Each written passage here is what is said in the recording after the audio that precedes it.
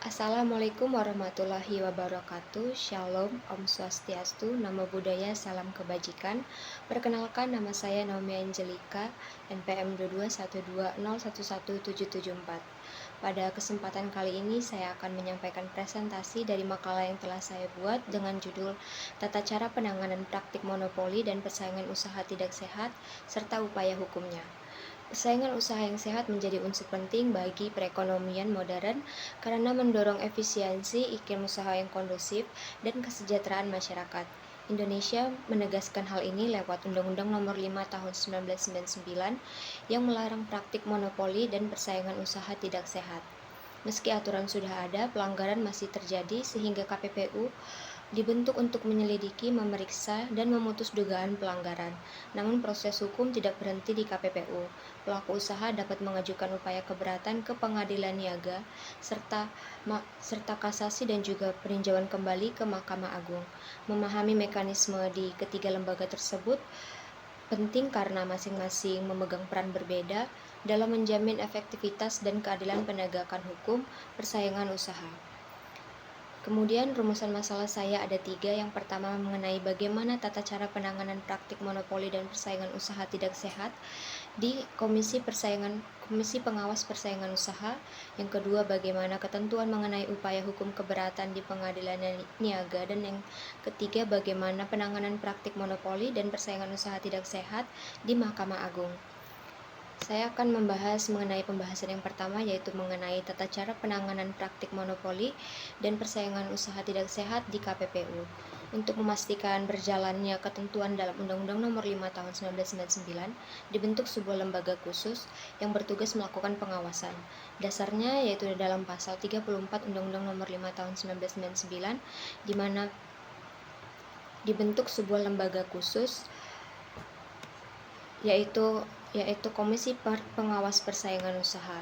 Status KPPU dituangkan dalam pasal 30 ayat 2 Undang-Undang Nomor 5 Tahun 1999 yang menegaskan bahwa KPPU merupakan lembaga independen yang terlepas dari pengaruh dan kekuasaan pemerintah serta pihak lain. Tugas KPPU dijelaskan dalam pasal 35 Undang-Undang Nomor 5 Tahun 1999 dan kemudian diikuti pengaturan mengenai wewenang KPPU dalam pasal 36 Undang-Undang Nomor 5 Tahun 1999. Pada intinya KPPU memiliki kewenangan untuk melakukan penelitian serta penyelidikan lalu menentukan apakah pelaku usaha terbukti melanggar ketentuan dalam Undang-Undang Nomor 5 Tahun 1999. Penanganan perkara di KPPU dilaksanakan berdasarkan peraturan internal yang sudah beberapa kali mengalami perubahan. Perubahan terbaru yaitu dituangkan dalam Peraturan KPPU Nomor 2 Tahun 2023. Regulasi ini menghadirkan perubahan dan penguatan prosedur agar lebih sesuai dengan kebutuhan penegakan hukum persaingan usaha yang terus berkembang. KPPU Nomor 2 Tahun 2023 membawa beberapa perubahan dalam mekanisme penanganan perkara seperti yang pertama, kebaharuan mengenai alat bukti, yaitu adanya keterangan saksi, keterangan ahli, surat dan atau dokumen petunjuk serta keterangan terlapor. Kebaharuan kedua yaitu mengenai adanya juru bahasa dan kuasa hukum. Pengaturan mengenai juru bahasa diatur dalam pasal 17, sedangkan kuasa hukum diatur dalam pasal 18 KPPU Nomor 2 Tahun 2023. Yang ketiga, kebaharuan mengenai adanya penyelidikan awal dalam pemeriksaan perkara. Penyelidikan awal disesuaikan dengan sumber perkara yaitu perkara laporan atau perkara inisiatif KPPU yang melibatkan unit kerja terkait di KPPU. Penyelidikan awal dapat dilakukan dengan menggunakan media elektronik sebagai cara mempermudah penanganan perkara penyelidikan tersebut. Kebaruan yang keempat yaitu mengenai adanya pemeriksaan cepat. Mekanisme ini dipakai kalau perkaranya sudah jelas, buktinya cukup atau terlapor mengakui pelanggaran sehingga tidak perlu pemeriksaan lanjutan. Aturannya ada di pasal 77 sampai dengan pasal 80. Pemeriksaan cepat hanya dilakukan di tahap pemeriksaan pendahuluan dan langsung masuk ke musyawarah untuk putusan. Kebaruan terakhir yaitu mengenai perubahan perilaku yang diberikan sejak penyelidikan. Komitmen perubahan perilaku menjadi krusial dilakukan oleh pelaku usaha agar tidak terjadi kerugian lebih besar bagi masyarakat yang dapat mengakibatkan harga naik dan barang tidak tersedia di pasar. Per-KPPU Nomor 2 Tahun 2023 mengatur secara rinci dan jelas mengenai tata cara perubahan perilaku sejak awal penyelidikan. Meskipun ada pembaruan, tata cara penanganan perkara yang lama tetap dipakai, mulai dari klarifikasi, penyelidikan, pemberkasan, pelaporan, hingga persidangan yang meliputi pemeriksaan pendahuluan, pemeriksaan lanjutan sampai putusan dan juga pelaksanaannya sesuai dengan Undang-Undang Nomor 5 Tahun 1999. Sumber perkaranya didasarkan dari adanya laporan dari masyarakat umum, pihak yang mengalami kerugian, pelaku usaha yang terlibat, dan juga atas inisiatif KPPU sendiri. Kemudian KPPU melakukan pemeriksaan pendahuluan dan juga pemeriksaan lanjutan apabila diperlukan.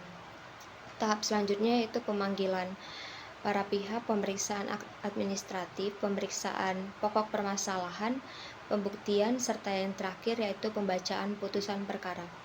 Saya akan melanjutkan ke pembahasan yang kedua mengenai upaya hukum keberatan di pengadilan niaga.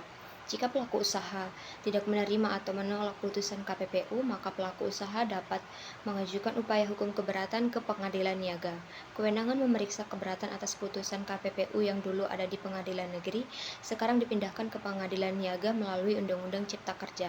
Perubahan ini ditegaskan dalam pasal 118 Undang-Undang Cipta Kerja dan berlaku dalam praktik.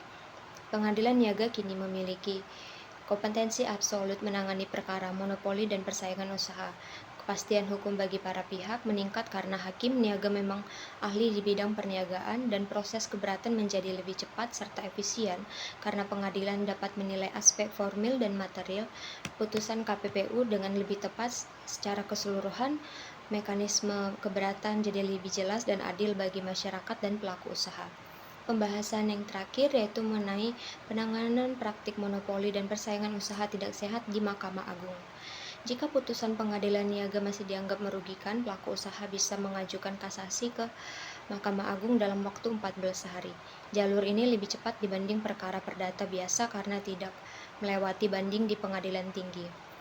Mahkamah Agung wajib memutus kasasi dalam waktu 30 hari dan pelaku usaha juga masih bisa mengajukan peninjauan kembali sebagai upaya hukum luar biasa. Kemudian pemeriksaan kasasi dan PK tetap mengikuti hukum acara peradilan umum.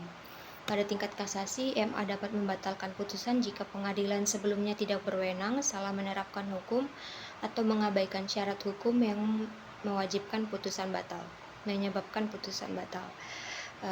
Dari pembahasan saya ini, saya dapat menyimpulkan bahwa sistem penanganan perkara praktik monopoli dan persaingan usaha tidak sehat di Indonesia berjalan melalui 3 tahap, yaitu pemeriksaan di KPPU, pengajuan keberatan di pengadilan niaga, serta upaya hukum kasasi maupun PK di Mahkamah Agung.